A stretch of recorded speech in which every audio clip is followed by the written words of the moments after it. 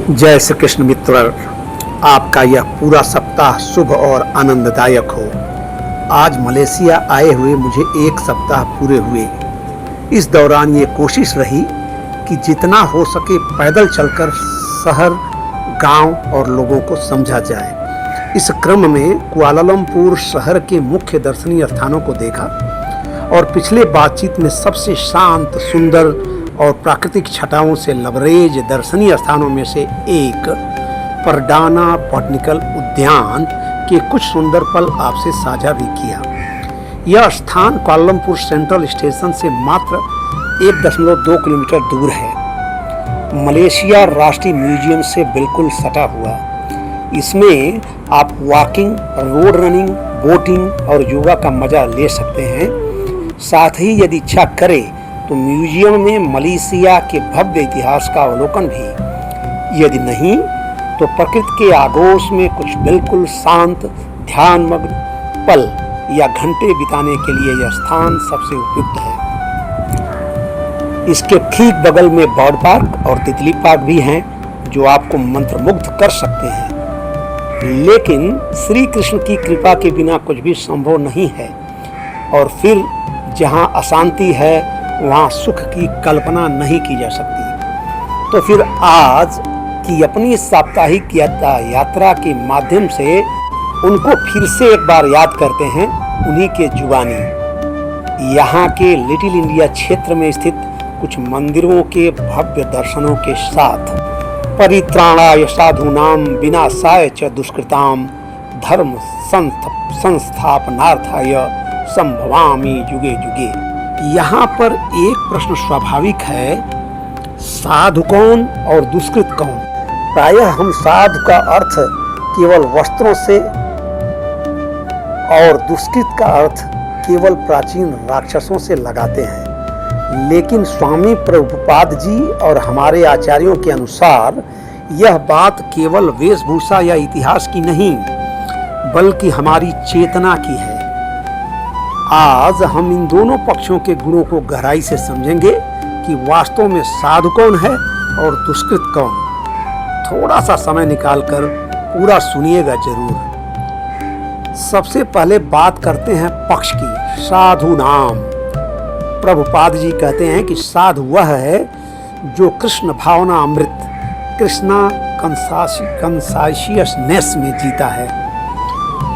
तो ऐसे उच्च चेतना वाले व्यक्ति में 5 मुख्य गुण होते हैं जिससे वह पहचाना जाता है, और ये गुण यदि पहले से नहीं भी हैं तो आत्म परिष्कार से पैदा किए जा सकते हैं। पहला, संबंध ज्ञान। ऐसा व्यक्ति अपने झूठे अहंकार को त्याग कर यह सत्य स्वीकार कर लेता है कि मैं यह शरीर नहीं, आत्मा हूँ और भगवान श्री कृष्ण का सनातन दास हूँ, और मैं और मेरे के भ्रम से मुक्त हो जाता है। दूसरा, अनन्य भक्ति और निष्काम भाव। उसकी भक्ति में कोई भौतिक स्वार्थ, धन या स्वर्ग की कामना नहीं होती। वह हर कर्म और हर श्वास केवल और केवल कृष्ण की प्रसन्नता के लिए समर्पित करता है। तीसरा, युक्त वैराग्य।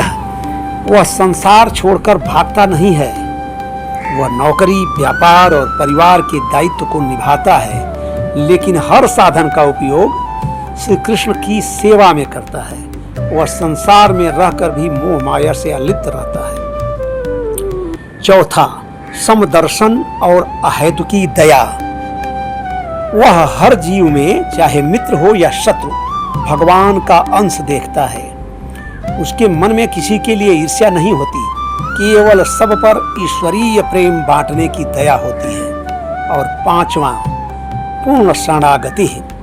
उसे कृष्ण पर अटूट विश्वास होता है। जीवन में अनुकूलता आए या प्रतिकूलता, वह निर्भय होकर भगवान की इच्छा को सहर्ष स्वीकार करता है। अब आते हैं दूसरे पक्ष पर, दुष्कृता नाम या दुष्कृताम। यह वह मानसिकता या कर्म है या चेतना है जो कृष्ण भावना अमृत का सीधा विरोध करती है।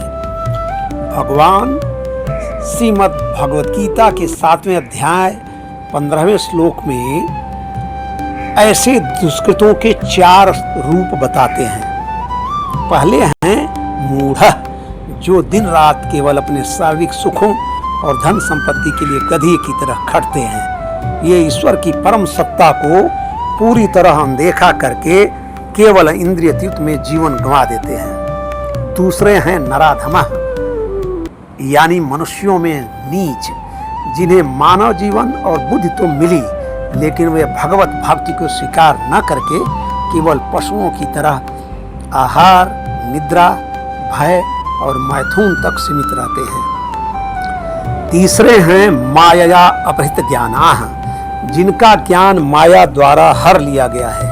ये पढ़े लिखे लोग विद्वान या वैज्ञानिक या नेता या धनी तो हो सकते हैं, लेकिन अपनी झूठी विद्या और तर्कों से यह सिद्ध करने में लगे रहते हैं कि भगवान का कोई अस्तित्व ही नहीं है।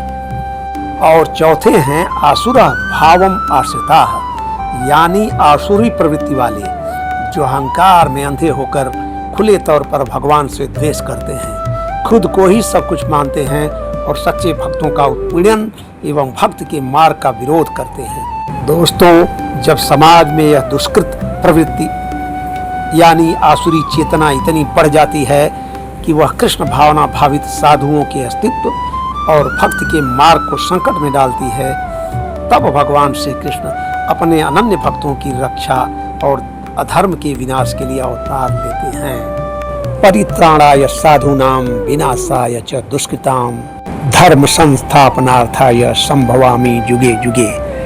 जय श्री कृष्ण। अभी 1 से 2 सप्ताह कुआलालंपुर में और रहने का भगवान की कृपा प्राप्त हुई है। ये चर्चा यहीं से जारी रहेगी।